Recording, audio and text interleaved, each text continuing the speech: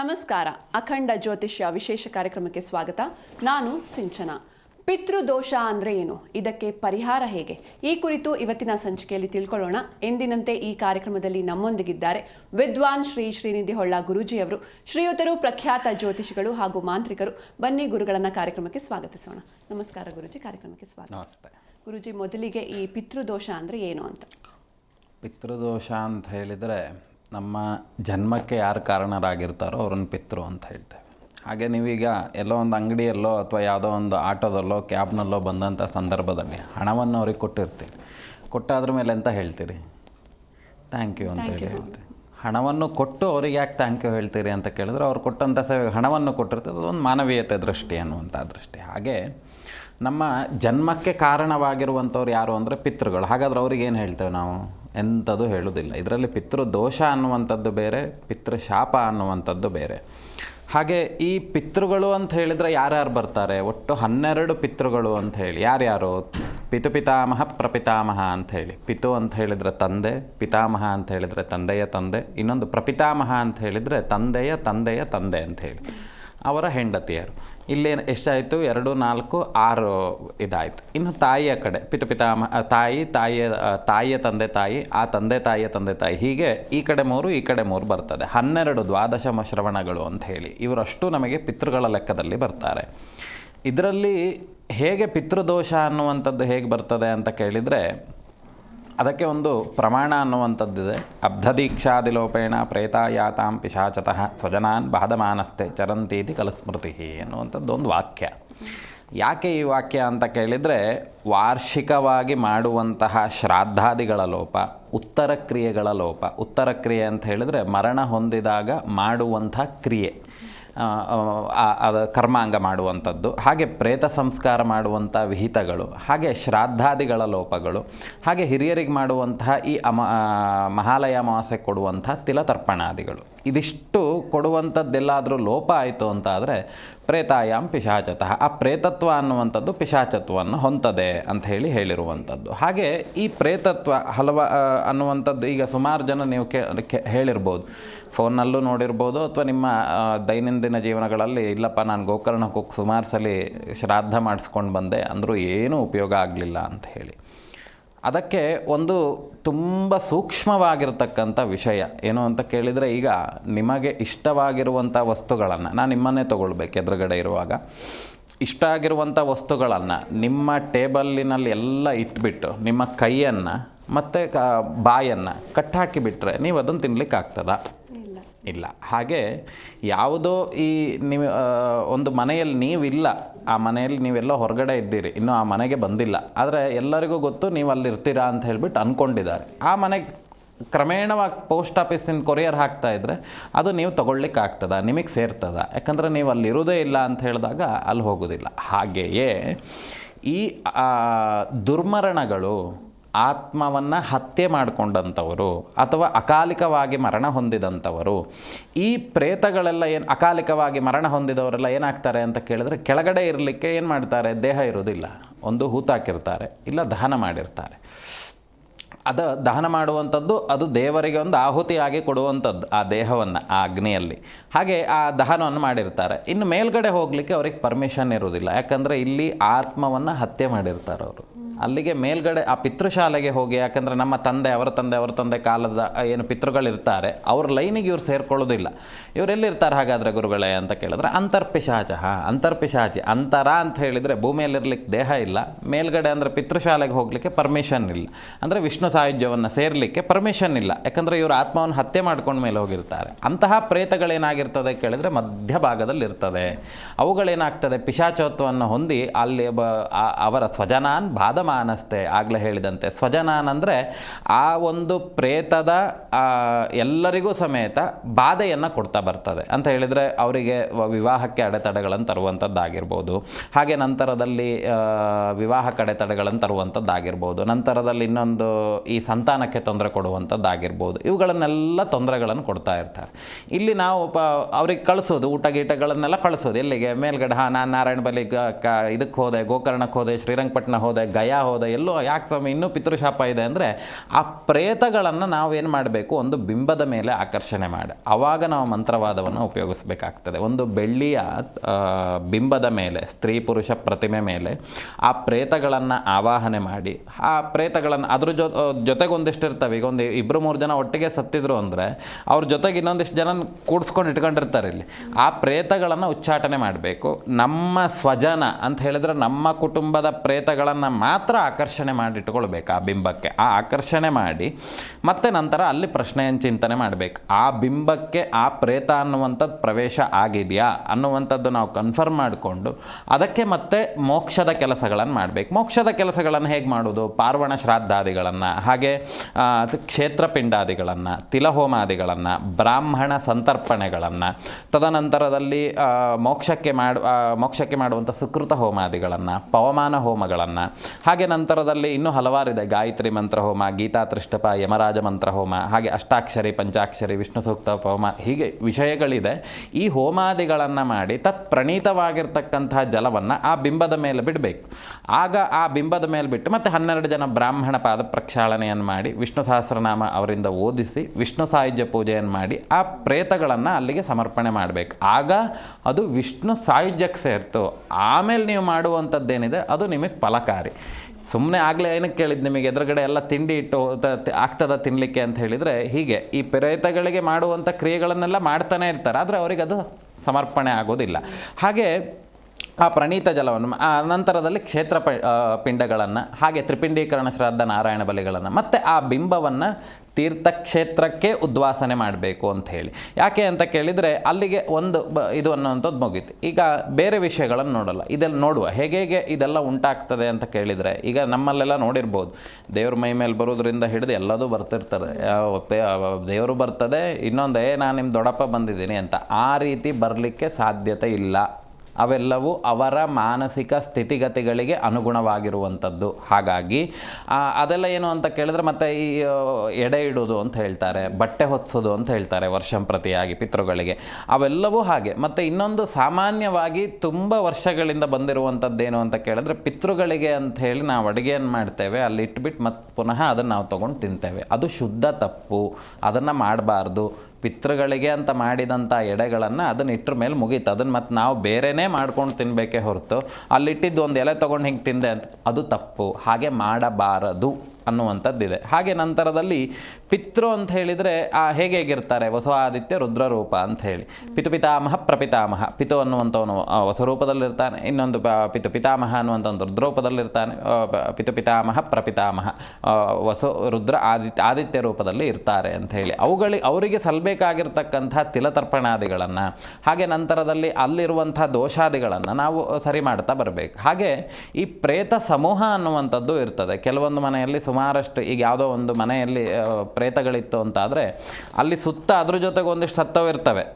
ಆ ಪ್ರೇತಗಳೆಲ್ಲ ಒಟ್ಟಿಗೆ ಇರ್ತವೆ, ಯಾಕಂದರೆ ಸಾಯುವಂಥ ಅಂತಹ ಪ್ರೇತಗಳನ್ನು ನಾವು ಮೊದಲು ಉಚ್ಚಾಟನೆ ಮಾಡ್ಕೊಳ್ಬೇಕು. ಅರ್ಥಾತ್ ಆ ಪ್ರೇತಗಳಿಗೆ ನಾವು ಮೋಕ್ಷ ಕೊಡಲಿಕ್ಕೆ ಸಾಧ್ಯತೆ ಇಲ್ಲ. ನಮ್ಮ ಕುಟುಂಬದ ಪ್ರೇತಗಳಿಗೆ ಮಾತ್ರ ನಾವು ಮೋಕ್ಷ ಕೊಡ್ಬೋದು, ಬಿಟ್ಟರೆ ಬೇರೆ ಪ್ರೇತಗಳನ್ನು ಆ ಸ್ಥಳಗಳಿಂದ ಉಚ್ಚಾಟನೆ ಮಾಡಬಹುದು. ಖಂಡಿತ ಗುರುಜಿ. ಒಬ್ರು ಕಾಲರ್ ಇದ್ದಾರೆ ರಾಮನಗರದಿಂದ, ಅನ್ನಪೂರ್ಣ ಅಂತ, ಮಾತಾಡ್ಸೋಣ. ನಮಸ್ತೆ ಮಾ. ನಮಸ್ತೆ ಮೇಡಮ್. ನಮಸ್ತೆ. ಯಾರ ಬಗ್ಗೆ ಕೇಳಬೇಕಿತ್ತು? ಮಗಳ ಬಗ್ಗೆ ಕೇಳಬೇಕಾಗಿತ್ತು. ಅವ್ರ ಡೇಟ್ ಆಫ್ ಬರ್ತ್ ಹೇಳಿ ಮಾ. 13 ಹೇಳಿ. 1 ಹಾಂ 2004. 13/1/2004. ಟೈಮಿಂಗ್ಸ್ ಏನು? 1:25 ಮೇಡಮ್. ಮಧ್ಯಾಹ್ನನಾ? ಹಾಂ. ಓಕೆ, ಗುರೂಜಿ ಇದ್ದಾರೆ, ಮಾತನಾಡಿ ಮಾ. ನಮಸ್ತೆ. ನಮಸ್ತೆ ಗುರೂಜಿ. ನನ್ನ ಮಗಳ ಬಗ್ಗೆ ಕೇಳಬೇಕಾಗಿತ್ತು. ಏನು ವಿಷಯ ಕೇಳಬೇಕಿತ್ತು? ಇಂಜಿನಿಯರಿಂಗ್ ಮುಗ್ದಿದೆ, ಇವಾಗ ಜಾಬ್ ಟ್ರೈ ಮಾಡ್ತಾ ಇದ್ದಾಳೆ. ಇಂಜಿನಿಯರ್ ಮುಗಿದು ಎಷ್ಟು ದಿನ ಆಯಿತು? ಇವಾಗ ರೀಸೆಂಟ್ ಆಗಿ ಮುಗೀತು, ಇವಾಗ ಎಕ್ಸಾಮ್ ಮುಗ್ದಿದೆ. ಹಾಂ ಮುಗ್ದಿದೆ. ಈಗ ಮುಂದೆ ಕೆಲ್ಸಕ್ಕೆ ಹೋಗ್ಬೇಕು ಅನ್ಕೊಂಡಿದ್ದಾಳೆ. ಹೆಂಗಿದೆ ಮುಂದೆ ಹೋಗ್ಬೇಕು, ಸಿಗುತ್ತಾ ಒಳ್ಳೆ ಕಡೆ ಅನ್ಬಿಟ್ಟು? ಒಳ್ಳೆ ಕಡೆ ಸಿಗ್ತದೆ, ತೊಂದರೆ ಇಲ್ಲ. ವ್ಯಯ ಲಾಭದಲ್ಲೇ ಇರುವಂಥದ್ದು ಶುಕ್ರ, ಹಾಗಾಗಿ ಕೆಲಸದ ವಿಚಾರಗಳಲ್ಲೆಲ್ಲ ಏನೂ ಸಮಸ್ಯೆಗಳಿಲ್ಲ, ಆದಷ್ಟು ಬೇಗನೆ ಸಿಗ್ತದೆ. ಆದರೆ ಇರುವಂಥ ಊರಿನಿಂದ, ಅಂದರೆ ಇರುವಂಥ ಜಾಗದಿಂದ ಸ್ವಲ್ಪ ದೂರದಲ್ಲಿ ಸಿಗುವಂಥ ಯೋಗಗಳಿದೆ. ಹಾ. ಅಂತ ಹೇಳಿದರೆ ಎಲ್ಲೋ ಮನೆ ಹತ್ರನೇ ಸಿಗ್ತದೆ ಅನ್ನುವಂಥ ಯೋಗಗಳಿಲ್ಲ, ಮನೆಯಿಂದ ದೂರ ಸಿಗುವಂಥ ಯೋಗಗಳಿದೆ. ಆದರೆ ಇವಳಿಗೆ ಕಂಟಕ ಕಾಲ ಅಂತ ಹೇಳಿದರೆ ಈಗ ಆರೋಗ್ಯದಲ್ಲೆಲ್ಲ ಸಮಸ್ಯೆ ಆಗಿರುವಂಥದ್ದು. ಈ ಜಾತಕ ನಿನ್ನೆ ಫೋನ್ ಮಾಡಿದ್ರ ನೀವು? 2025 ಅವಳಿಗೆ ಈಗ ಸ್ವಲ್ಪ ಕಂಟಕ ಇದೆಯಮ್ಮ, ಹುಷಾರಾಗಿರ್ಬೇಕೀಗ. ಕೆಲಸದ ವಿಚಾರಗಳು ಆರಾಮಾಗಿ ಸಿಗ್ತದೆ, ಏನು ಸಮಸ್ಯೆ ಇಲ್ಲ. ಆದರೆ ಅವಳಿಗೆ ಬೇರೆ ಕಂಟಕ ಉಂಟು, ಅದಕ್ಕೆ ಸಂಬಂಧಿತವಾಗಿರುವಂಥ ಪರಿಹಾರಗಳನ್ನು ಮಾಡಿಕೊಳ್ಳಿ. ಸಂಧಿಕಾಲ ಅಂತ ಹೇಳಿದರೆ ಅವಳಿಗೆ ಸ್ವಲ್ಪ ಒಂದು ಗ್ರಹದ ಆಧಿಪತ್ಯತೆ ಅನ್ನುವಂಥದ್ದು ಮುಗಿದು ಇನ್ನೊಂದು ಗ್ರಹ ಬರುವಂಥ ಕಾಲ ಅಂತ ಹೇಳಿದರೆ 2 ಶತ್ರು ಗ್ರಹಗಳು ಎದುರುಗಡೆ ಬರುವಂಥದ್ದು. ಆ ಸಂದರ್ಭದಲ್ಲಿ ಅವಳಿಗೆ ಆರೋಗ್ಯದಲ್ಲಿ ಅಥವಾ ಹಣಕಾಸಿನ ವಿಚಾರದಲ್ಲಿ, ಕೆಲಸದ ವಿಚಾರಗಳಲ್ಲೂ ಸಮಸ್ಯೆ ಆಗುವಂಥದ್ದೆಲ್ಲ ಇದೆ. ಅರ್ಥ ಆಯ್ತಾ? ಅಂತ ಈ ಇನ್ನು ನಿಮಗೆ ಹೇಳಬೇಕಂದ್ರೆ ಯಾವ ರೀತಿ ಸಮಸ್ಯೆಗಳು ಅಂತ ಹೇಳಿದರೆ, ಅವಳಿಗೆ ಈ 2023ರಿಂದ ಸ್ವಲ್ಪ ಆರೋಗ್ಯದಲ್ಲೆಲ್ಲ ಸಮಸ್ಯೆ ಆಗ್ತಾ ಇದೆ ಅಲ್ವಾ? ಅದು ಈಗ ಮತ್ತೆ ಇನ್ನೂ ಹೆಚ್ಚಾಗುವಂಥ ಚಾನ್ಸಸ್ ಇದೆ. ಮೊದಲು ಅದಕ್ಕೆ ಪರಿಹಾರ ಮಾಡಿಕೊಳ್ಳಿ. ಇವಳಿಗೆ ಕೆಲಸದ ವಿಚಾರಗಳಲ್ಲಿ ಏನೂ ಸಮಸ್ಯೆ ಇಲ್ಲ, ಕೆಲಸ ಆದಷ್ಟು ಬೇಗ ಸಿಗ್ತದೆ. ನೀವು ಖುದ್ದು ಬಂದು ಭೇಟಿ ಮಾಡಿ, ಆಮೇಲೆ ನಂತರದಲ್ಲಿ ವಿಷಯಗಳನ್ನು ನಾನು ಹೇಳ್ತೇನೆ, ಆಯಿತಾ? ಸದ್ಯಕ್ಕೆ ಕುಲದೇವರನ್ನು ಪ್ರಾರ್ಥನೆ ಮಾಡಿ, ಹಾಗೆ ಭೈರವ ಸ್ತೋತ್ರವನ್ನು ಪಠನೆ ಮಾಡಿ. ಸದ್ಯಕ್ಕೆ ಇದರಿಂದ ಸರಿಯಾಗ್ತದೆ ಅಂತಲ್ಲ, ಸದ್ಯಕ್ಕೆ ನಿಮಗೆ ದಾರಿ ಸಿಗಲಿಕ್ಕೆ ಇದನ್ನು ಮಾಡಿ, ಆಮೇಲೆ ನೋಡುವ ಏನಾಗ್ತದೆ ಅಂತ, ಆಯಿತಾ? ಓಕೆ, ಧನ್ಯವಾದಮ್ಮ ಕರೆ ಮಾಡಿದ್ದಕ್ಕೆ. ಇನ್ನೊಬ್ರು ಕಾಲರ್ ಇದ್ದಾರೆ ಗುರುಜಿ, ರಾಯಚೂರಿನಿಂದ ಹನುಮಂತು ಅಂತ ಮಾತಾಡ್ಸೋಣ. ನಮಸ್ತೆ. ನಮಸ್ಕಾರ ಮೇಡಮ್. ನಮಸ್ತೆ, ಯಾರ ಬಗ್ಗೆ ಕೇಳಬೇಕಿತ್ತು? ನಮ್ಮ ಬಗ್ಗೆ ಕೇಳ್ಬೇಕಾಯ್ತು ಮೇಡಮ್. ನಿಮ್ಮ ಡೇಟ್ ಆಫ್ ಬರ್ತ್ ಹೇಳಿ ಸರ್. 3/16 16/3 ಹೇಳಿ. 83. 83. ಟೈಮಿಂಗ್ಸ್ ಏನು? ಟೈಮಿಂಗ್ ನೈಟ್ 1:15 2 ಗಂಟೆ ಮೇಡಮ್. ಓಕೆ, ಗುರೂಜಿ ಇದ್ದಾರೆ, ಮಾತನಾಡಿ ಸರ್. ನಮಸ್ತೆ. ನಮಸ್ತೆ ಗುರೂಜಿ. ನಮಸ್ತೆ, ಹೇಳಿ. ನಮಸ್ತೆ ಗುರೂಜಿ. ಹಾಂ, ನಮ್ಮ ಬಗ್ಗೆ ಸ್ವಲ್ಪ ಕೇಳ್ಬೇಕಾಯ್ತು. ಏನು ವಿಷಯವನ್ನು ಕೇಳಬೇಕಿತ್ತು? ನಮ್ಮದು ಸ್ವಲ್ಪ ಕೆಲಸ, ನಾವು ಗಾರೆ ಕೆಲಸ ಮಾಡ್ತೀವಿ ಗುರೂಜಿ. ನಾವು ಕೆಲಸಗಳು ಸರಿಯಾಗಿ ನಡೀತಾ ಇಲ್ಲ, ದುಡ್ಡು ಒಂದಿಲ್ಲ ಇಲ್ಲ. ಅದಕ್ಕೆ ಇಲ್ಲಿ ನೋಡಿ, ನಿಮ್ಮ ಮನಸ್ಸೇನಾಗ್ತಿದೆ ಅಂತ ಕೇಳಿದರೆ, ಹಣದ ವಿಚಾರಗಳಲ್ಲಿ ಹಣವನ್ನು ದುಡಿತೀರಿ, ಹಣ ಬರ್ತಾ ಉಂಟು, ಇಲ್ಲ ಅಂತ ಹೇಳಲಿಕ್ಕೆ ಸಾಧ್ಯತೆ ಇಲ್ಲ. ಹ್ಞೂ ಗುರೂಜಿ. ಆದರೆ ಏನಾಗ್ತಾ ಇದೆ, ಅದು ಸ್ವಲ್ಪ ಮಾನಸಿಕವಾಗಿ ಕೆಲವೊಂದು ವಿಚಾರಗಳ ಬಗ್ಗೆ ಮನಸ್ತಾಪಗಳಾಗಿರುವಂಥ ಕಾರಣದಿಂದ ದುಡ್ದಿರುವಂಥ ದುಡ್ಡು ಬರೀ ಪೋಲಾಗ್ತಾ ಇದೆ. ಒಂದು ವ್ಯಸನಗಳಿಗೆ ಸುರಿಯುವಂಥದ್ದು, ಇಲ್ಲ ಅಂತ ಹೇಳಿದರೆ ಬೇಡದ ವಸ್ತುಗಳಿಗೆ ಸುರಿದು ಖರ್ಚು ಮಾಡುವಂಥದ್ದು, ಈ ರೀತಿ ಆಗಿರ್ತಕ್ಕಂಥ ವಿಷಯಗಳು ಇಲ್ಲಿ ಕಾಣಿಸ್ತಾ ಉಂಟು. ಹೌದು ಗುರೂಜಿ. ಮತ್ತೆ ಹೆಚ್ಚಾಗಿರುವಂಥ ಆಲಸ್ಯ ಅಂತ, ಕೆಲಸಕ್ಕೆ ಹೋಗೋದು ಅಂತ ಹೇಳಿದಾಗ ಅಲ್ಲಿ ಪರಿಪೂರ್ಣವಾಗಿ ಕೆಲಸ ಮಾಡೋದಲ್ಲ, ಕೆಲಸ ಮಾಡುವಂಥ ಸಂದರ್ಭದಲ್ಲಿ ಬೇರೆ ಯಾವುದೋ ವಿಚಾರಗಳ ಬಗ್ಗೆ ಮನಸ್ಸು ಹೋಗಿ ಅಲ್ಲಿ ಕೆಲಸವನ್ನು ಕಳ್ಕೊಳ್ಳುವಂಥ ಸ್ಥಿತಿಗತಿಗಳು ಆಗ್ತಾ ಉಂಟಲ್ವಾ? ಹೌದು ಗುರೂಜಿ. ಇಲ್ಲಿ ಏನಾಗಿದೆ ಅಂತ ಕೇಳಿದರೆ, ನಿಮ್ಮ ತಂದೆ ಇದ್ದಾರಾ? ಇಲ್ಲ ಗುರೂಜಿ, ಹೋಗಿ ತೀರ್ಕೊಂಡಿದ್ದಾರೆ. ಅವ್ರಿಗೆ ಏನಾಗಿದ್ದು ಹೋಗುವಂಥ ಸಂದರ್ಭದಲ್ಲಿ? ಸ್ವಲ್ಪ ಸಾಯುವಂಥ ಸಂದರ್ಭದಲ್ಲೆಲ್ಲ ಸಮಸ್ಯೆಗಳನ್ನೆಲ್ಲ ಅನುಭವಿಸಿದ್ರಾ? ಹೌದು ಗುರೂಜಿ, 1-2 ವರ್ಷ ಆರಾಮಿದ್ದಾರೆ ಸರ್ ಗುರೂಜಿ. ಮಲ್ಕೊಂಡಿದ್ದರು. ಹೌದು, ಏನಂದರೆ ಅವರು ಸ್ವಲ್ಪ ಈ ಕುಟುಂಬದ ಪಿತೃಗಳೆಲ್ಲ ಏನು, ಮತ್ತು ಇನ್ನೊಂದೇನು ಅಂತ ಕೇಳಿದರೆ, ನಿಮ್ಮ ಜಾತಕದಲ್ಲಿ ಸ್ವಲ್ಪ ಸರ್ಪ ಸಂಬಂಧಿತವಾಗಿರ್ತಕ್ಕಂಥ ಸಮಸ್ಯೆಗಳು ಇದೆ. ಇದು 2-3 ದೋಷಗಳಿರುವಂಥ ಕಾರಣದಿಂದ ನೀವು ಒಮ್ಮೆ ಬಂದು ಭೇಟಿ ಮಾಡಿ. ಸದ್ಯದ ಪರಿಸ್ಥಿತಿಗೆ ವಿಷ್ಣು ಸಹಸ್ರನಾಮವನ್ನು ಪ್ರತಿನಿತ್ಯ ಶ್ರವಣ ಮಾಡಿ, ಅಂದರೆ ಕೇಳಬೇಕು ವಿಷ್ಣು ಸಹಸ್ರನಾಮವನ್ನು. ಆಯ್ತು ಗುರೂಜಿ. ಆಮೇಲೆ ಸ್ವಲ್ಪ ಓದ್ಲಿಕ್ಕೆ ಪ್ರಯತ್ನ ಮಾಡಿ. ಸರಿ ಗುರೂಜಿ. ವಿಷ್ಣುವಿನ ದೇವಸ್ಥಾನಕ್ಕೆ ಹೋಗಿ ತುಳಸಿಯನ್ನು ಕೊಡಿ. ಮಾಡ್ತು ಗುರೂಜಿ. ಆಮೇಲೆ ಸ್ವಲ್ಪ ಈ ವಿಷ್ಣುವಿನ ಆರಾಧನೆಗಳನ್ನು ಮಾಡುವಂಥದ್ದು, ಉಪವಾಸ ಪ್ರಾಮುಖ್ಯತೆ ಅಂತ ಹೇಳಿದರೆ, ನೀವು ಪ್ರಾಯಶ್ಚಿತ ಆಗ್ಬೇಕು. ಈಗ ನಿಮ್ಗೆ ಕೈಯನ್ನು ತೊಗೊಂಡು ಒಂದು ಕೊಯ್ದರೆ ಆ ನೋವಾದಾಗ ನೋವು ಅಂತ ಅಳ್ತಿರಲ್ಲ, ಹಾಗೆ ಪ್ರಾಯಶ್ಚಿತ ಆಗಬೇಕು. ವಿಷ್ಣುವಿನ ದೇವಸ್ಥಾನದಲ್ಲಿ ಮತ್ತೆ ಹೋಗಿ ಕೈ ಕೊಯ್ಕೊಳ್ಳಿ ಅಂತ ಹೇಳ್ತಾ ಇಲ್ಲ. ದೇಹದಂಡನೆ, ಪ್ರದಕ್ಷಿಣೆ ನಮಸ್ಕಾರಗಳನ್ನು ಮಾಡುವಂಥದ್ದು, ದೇವರ ಪಾತ್ರೆಗಳನ್ನು ತೊಳೆದುಕೊಡುವಂಥದ್ದು, ದೇವರಿಗೆ ಸ್ತೋತ್ರ ನಮಸ್ಕಾರಗಳನ್ನು ಮಾಡುವಂಥದ್ದು, ಹೆಜ್ಜೆ ನಮಸ್ಕಾರಗಳನ್ನು ನೀವೇನು ಮಾಡ್ತೀರಾ, ದಂಡನೆ ಪ್ರಾಮುಖ್ಯತೆ ದೇವಸ್ಥಾನಗಳಲ್ಲಿ ಮಾಡ್ತಾ ಬನ್ನಿ. ಅದಾದ್ರ ಮೇಲೆ ಒಮ್ಮೆ ನೇರವಾಗಿ ಬಂದು ಭೇಟಿ ಮಾಡಿ, ಬೇರೆ ವಿಷಯಗಳ ಬಗ್ಗೆ ನಾನು ಹೇಳ್ತೇನೆ, ಆಯಿತಾ? ಓಕೆ, ಧನ್ಯವಾದ ಸರ್ ಕರೆ ಮಾಡಿದ್ದಕ್ಕೆ. ಇನ್ನೊಬ್ರು ಕಾಲರ್ ಇದ್ದಾರೆ ಗುರುಜಿ, ಸಾಗರದಿಂದ ಹನುಮಂತಪ್ಪ ಅಂತ ಮಾತಾಡ್ಸೋಣ. ನಮಸ್ತೆ. ಹಲೋ. ನಮಸ್ತೆ. ಯಾರ ಬಗ್ಗೆ ಕೇಳಬೇಕಿತ್ತು? ನಮ್ಮ ಮಗನ ಬಗ್ಗೆ ಕೇಳಬೇಕಿತ್ತು ಮೇಡಮ್. ಅವ್ರ ಡೇಟ್ ಆಫ್ ಬರ್ತ್ ಹೇಳಿ ಸರ್. 18/8/94. 18/8 ಹಾಂ 18/8/94. 2 ಗಂಟೆ ಮೇಡಮ್. ಇನ್ನೊಮ್ಮೆ ಹೇಳಿ. ಹಲೋ. ಹೇಳಿ ಸರ್, ಡೇಟ್ ಆಫ್ ಬರ್ತ್ ಹೇಳಿ. 18/8/94 2 ಗಂಟೆ 18 ನಿಮಿಷ. ಓಕೆ, ಗುರೂಜಿ ಇದ್ದಾರೆ, ಮಾತನಾಡಿ ಸರ್. ಹಾಂ ಹಾಂ 94 ಅಲ್ಲ ಹಾಂ, ಸಮಯ? ಹೌದು, 2 ಗಂಟೆ ಸ್ವಾಮಿ. ಓಕೆ, ಟೈಮಿಂಗ್ಸ್ ಇನ್ನೊಮ್ಮೆ ಹೇಳಿ. 18/8/94 2 ಗಂಟೆ. ಹಾಂ ಸರಿ, ಎಂಥ ವಿಷಯ ಇತ್ತು? ಅವರು ಇಂಜಿನಿಯರ್ ಮುಗಿದ ಸರ್, ಈಗ 4 ವರ್ಷ ಆಯ್ತು. ಅವನಿಗೆ ಸಶಸ್ತ್ರ ಕಂಪ್ನಿಯೊಳಗೆ ನೆಲೆ ಆಗ್ತಾ ಇಲ್ಲ. ಈಗೇನು ಮಾಡ್ತಾ ಇದ್ದಾನೆ? ಈಗ ಅದೇ ಬೆಂಗಳೂರಿಗೆ ಹೋಗೋದು ಬರೋದು, ನಮ್ದು ಈಗ ಶಿವಮೊಗ್ಗ ಡಿಸ್ಟ್ರಿಕ್ಟ್ ಸಾಗರ. ಹಾಂ, ಅದಕ್ಕೆ ಎಂತ ಅವನ ಭವಿಷ್ಯ ಬಗ್ಗೆ ಮತ್ತು ಮ್ಯಾರೇಜ್ ಬಗ್ಗೆ ಒಂಚೂರು ವಿಚಾರ ಮಾಡ್ಬೇಕು ಸರ್. ಯಾತ್ರೆ ಯಾವ ಜನ ನೀವು? ಇವರು ಈಡಿಗ. ನೋಡಿ, ಕೆಲಸದ ವಿಚಾರದಲ್ಲಿ ಅವನಿಗೆ ಈಗ ಸದ್ಯದ ಪರಿಸ್ಥಿತಿಗೆ ಕೆಲಸದ ವಿಚಾರಗಳ ಬಗ್ಗೆ ಆಸಕ್ತಿ ಇದ್ರೂ ಅವನ ಮಾನಸಿಕ ಸ್ಥಿತಿಗತಿಗಳು ಸ್ವಲ್ಪ ಮದುವೆ ಆಗಿದೆಯಾ ಅವನಿಗೆ? ಇಲ್ಲ ಆಗಿಲ್ಲ. ವಿವಾಹ ಸಂಬಂಧಿತವಾಗಿರ್ತಕ್ಕಂಥ ವಿಷಯಗಳಲ್ಲಿ ಹೆಚ್ಚು ಆಸಕ್ತಿ ತೋರಿಸ್ತಿರುವಂಥ ಲಕ್ಷಣಗಳು ಕಾಣಿಸ್ತಾ ಉಂಟು. ಒಬ್ಬರ ಮಾತನ್ನ ಕೇಳಿ ಅವರ ಅಧೀನದಲ್ಲಿದ್ದು ಅವರ ಮಾತುಗಳನ್ನು ಕೇಳ್ತಿರುವಂಥ ಲಕ್ಷಣಗಳು. ಮತ್ತೆ ಕುಟುಂಬದ ಗುರುಪೀಠ ಯಾವುದು? ಗುರುಪೀಠ ಗೊತ್ತಿಲ್ಲ ಸ್ವಾಮಿ, ಯಜಮಾನ್ರಿಗೆ ಗೊತ್ತು. ಅದೇ, ಈಗ ಗುರುಪೀಠ ಅನ್ನುವಂಥದ್ದು ಇಲ್ಲಿ ಏನಾಗಿದೆ ಅಂತ ಕೇಳಿದ್ರೆ, ಸ್ವಲ್ಪ ಈ ಗುರುಪೀಠ ದೋಷಗಳು ಅಂತ ಹೇಳಿದ್ರೆ ಅನಾದಿ ಕಾಲದಲ್ಲಿ ನಿಮ್ಮ ಕುಲದ ಗುರುಪೀಠ ಅನ್ನುವಂಥದ್ದನ್ನು ಬಿಟ್ಟೋಗಿ ನಿಮಗೆ ಯಾರಿಗೂ ಗೊತ್ತಿಲ್ಲ, ನಿಮಗೂ ಗೊತ್ತಿಲ್ಲ, ನಿಮ್ಮ ಮಗಂಗೂ ಗೊತ್ತಿಲ್ಲ. ಅದು ಎಲ್ಲಿ ಹೋಗಬೇಕು. ಆದರೆ ಹಣದ ವಿಚಾರದಲ್ಲಿ ಮಾತ್ರ ತುಂಬ ಬುದ್ಧಿಶಾಲಿ ಇದ್ದಾನೆ.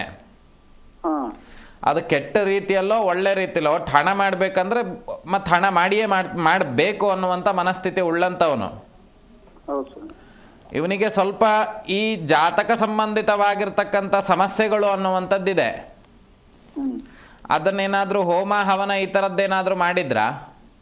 ಮಾಡಿದ್ವಿ. ಮೊನ್ನೆ ಈಗ 1 ವರ್ಷದಿಂದ ಸುಬ್ರಹ್ಮಣ್ಯಗೆ ಹೋಗಿ ಸಂಸ್ಕಾರ ಮಾಡಿ ಬಂದ್ವಿ. ಸರ್ಪ ಸಂಸ್ಕಾರಾದಿಗಳನ್ನು ಮಾಡಿದ್ರಾ? ಎಲ್ಲ ಮುಗಿಸಿ ಬಂದ್ವಿ. ಈಗ ಅದಾದ್ರ ಮೇಲೆ ಸ್ವಲ್ಪ ಅನುಕೂಲ ಆಗ್ಬೇಕಿದ್ದಿತ್ತಲ್ಲ. ಕೆಲಸ ಸಿಕ್ಕಿ ಇವನೇ ರಿಜೆಕ್ಟ್ ಏನಾರು ಮಾಡಿದ್ನಾ?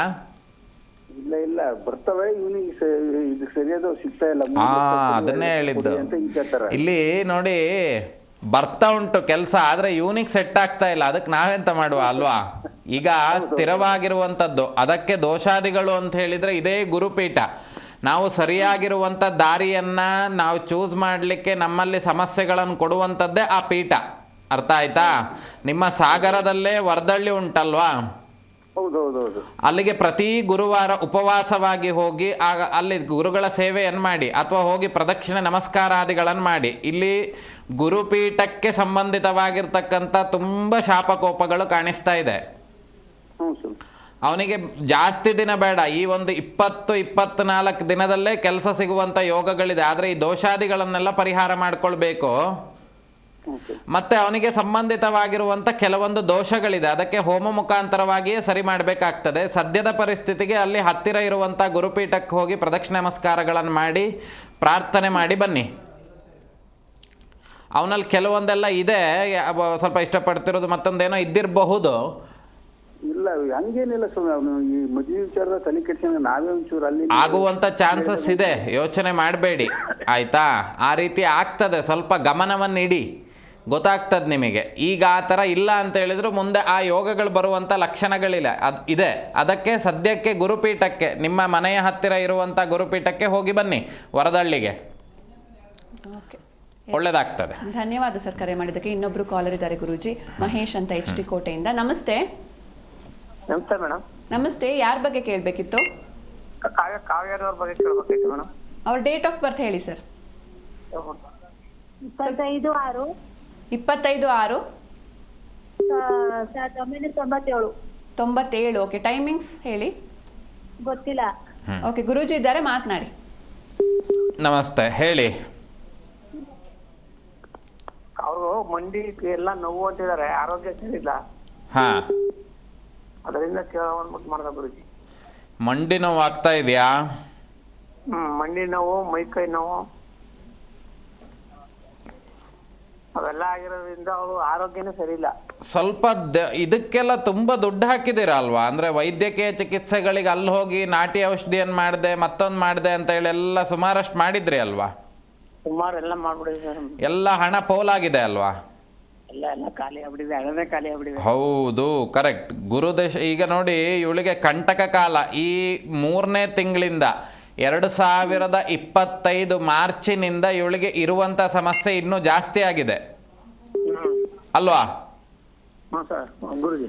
ಈ ಹಿಂದೆ ಅನ್ನುವಂಥದ್ದು ಸ್ವಲ್ಪ ಮ್ಯಾನೇಜಬಲ್, ತೊಂದರೆ ಇಲ್ಲ, ನಾನು ನಡ್ಕೊಂಡು ಹೋದರೆ ನಾನು ಒಂದು ಸ್ವಲ್ಪ ರೆಸ್ಟ್ ಮಾಡಿದರೆ ಕಾಲು ನೋವು ಹೋಗ್ತದೆ ಅನ್ನುವಂಥ ಮನಸ್ಥಿತಿ ಇತ್ತು. ಆದರೆ ಈ ವರ್ಷದ ಮಾರ್ಚ್ ತಿಂಗಳಿಂದ ತುಂಬ ತೊಂದರೆಗಳನ್ನು ಅನುಭವಿಸ್ತಾ ಇದ್ದಾಳಲ್ವಾ? ತುಂಬ ತುಂಬ ತುಂಬ. ಅದೀಗ ತುಂಬ ಪೆಟ್ಟುಕೊಡುವಂಥ ಲಕ್ಷಣಗಳಿದೆ ಅಂತ ಹೇಳಿದರೆ ದೀರ್ಘಕಾಲದ ಆರೋಗ್ಯ ಸಮಸ್ಯೆಗಳು ಬರುವಂಥದ್ದು, ಇರುವಂಥ ಜಾಗದಲ್ಲೇ ಹೆಚ್ಚು ಹೊತ್ತು ಕುಳಿತುಕೊಳ್ಳುವಂಥದ್ದು, ಕಾಲಕ್ರಮೇಣವಾಗಿ ಹೊರಗಡೆ ಎದ್ದು ಓಡಾಡ್ಲಿಕ್ಕೆ ಆಗ್ದಲೇ ಇರುವಂಥ ಬಾಧೆಗಳೆಲ್ಲ ಇದೆ.